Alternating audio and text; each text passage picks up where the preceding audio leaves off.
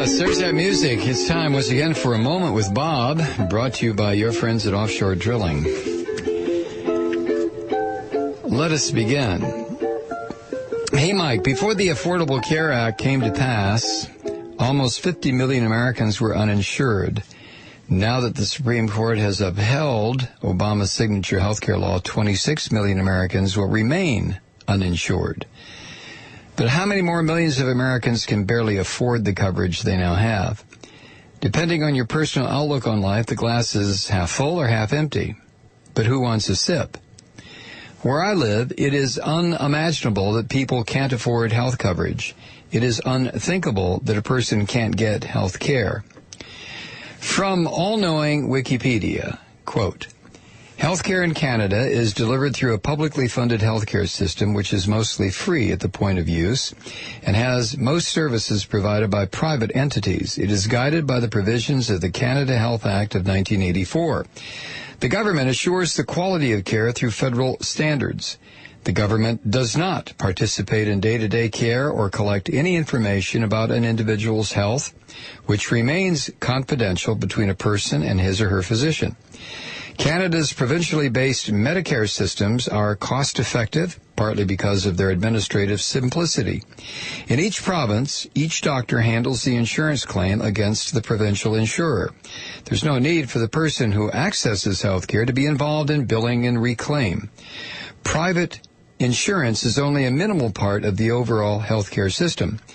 Competitive practices such as advertising are kept to a minimum, thus maximizing the percentage of revenues that go directly toward care.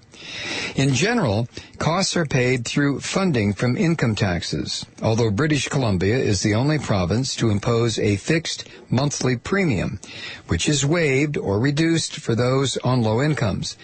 There are no deductibles on basic health care, and copays are extremely low or non-existent.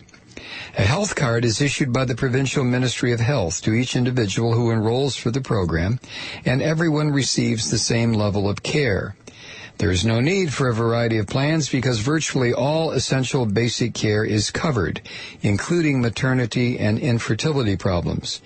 Health coverage is not affected by loss or change of jobs as long as premiums are up to date, and there are no lifetime limits or exclusions for pre-existing conditions.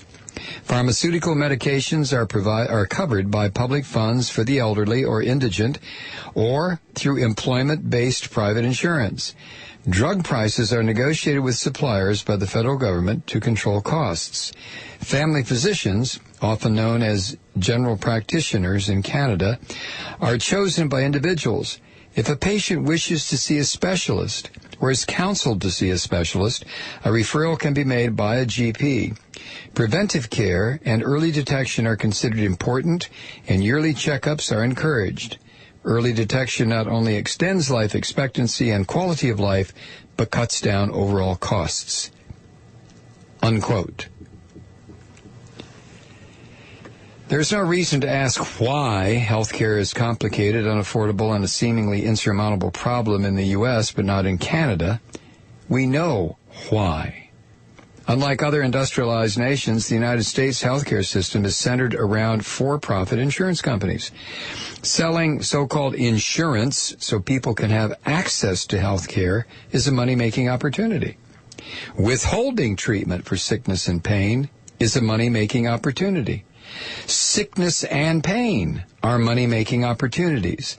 There's no need to look any further for a system completely lacking in compassion when we have the United States healthcare insurance system biting us in the face. What's the difference between a psychopath and a sociopath? Spelling. Though psychologists may disagree on hair-splitting the fine points defining a sociopath versus a psychopath, they all agree these lying, manipulative human mutants have no remorse, shame, or guilt. They invade countries, gut economies, kill women and children, or deny life-saving treatment to a cancer patient. They can do it all without missing a good night's sleep. And it appears they're in control of the United States of America. We didn't move to Canada so our health care coverage could go from $1,100 a month down to $1,800 a year. We got out of Dodge because the elite that ruled the country had ensured that their psychopathic brethren would never be held accountable for any of their crimes against humanity. Some countries are not obviously controlled by monsters.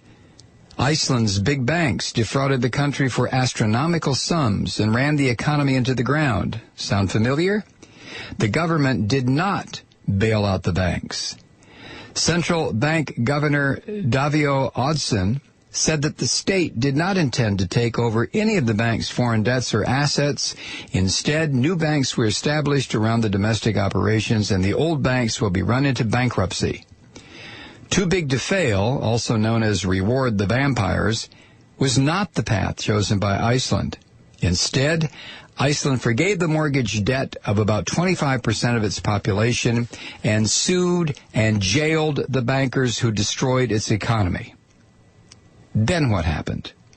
Well, Iceland now has low unemployment, and its economic growth is stronger than anything forecast for the UK or the rest of Europe. Accountability works, but don't tell anybody. Iceland's recovery and how they did it is not a topic to be discussed on our nightly news. Might remind the peons of what tumbrils were, and give the serfs the idea that they should build some new ones and roll on into Washington, D.C. and Wall Street. You see, there are only two things that can bring a psychopath under submission. One, a bigger psychopath.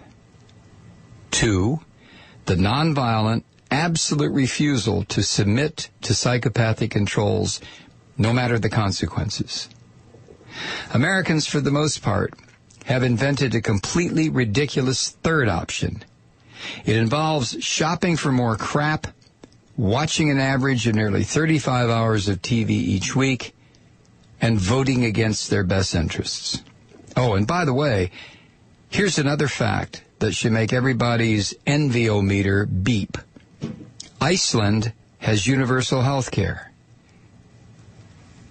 Regards from beautiful British Columbia,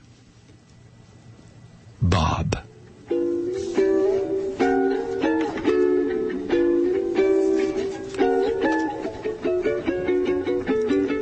Another Moment with Bob, brought to you by your friends at Offshore Drilling.